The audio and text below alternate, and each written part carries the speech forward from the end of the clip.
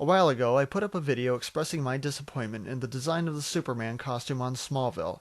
As a result, there were a number of people who agreed with me, but there were also a number of Smallville fans who thought I was jumping the gun and said I should wait and see how the outfit plays into the story of the show. Even though that really had nothing to do with my opinion, but fine. It's now several episodes into the new season, and so the question is, what do I think of the costume after actually seeing it in action, so to speak?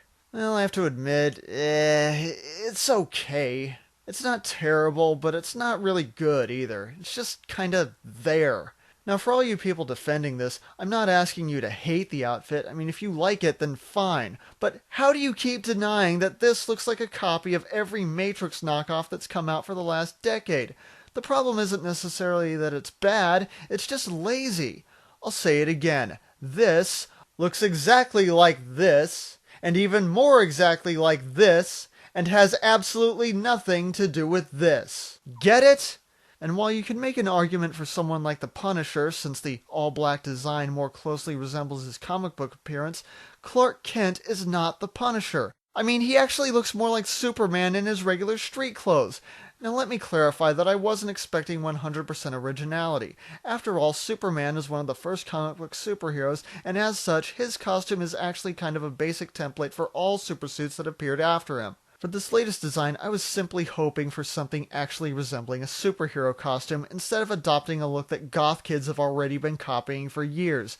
Hell, does anyone remember Static Shock? That's another example of a young up-and-coming superhero who slapped together a costume from bits of things he had just lying around, and it was still more interesting and, yes, more original than this, if only by virtue of the fact that his trench coat is actually more than one color.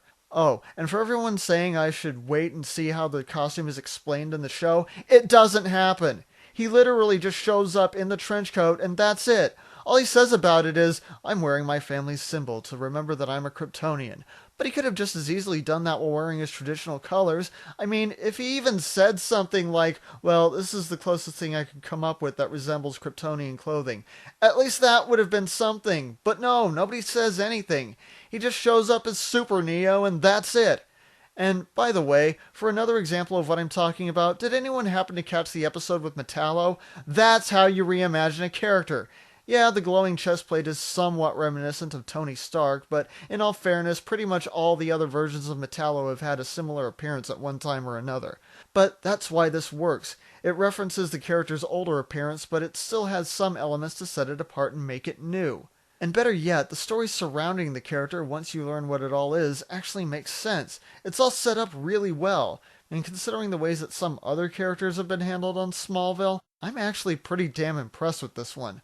I'm also surprisingly impressed with the new actor playing Zod. It's actually pretty damn scary how much this guy sounds like Terrence Stamp, and I did not expect that at all. Oh, and one more bit of business. This is something that's kind of been bugging me about Smallville since the beginning, but there's been some stuff recently that's just added to the problem.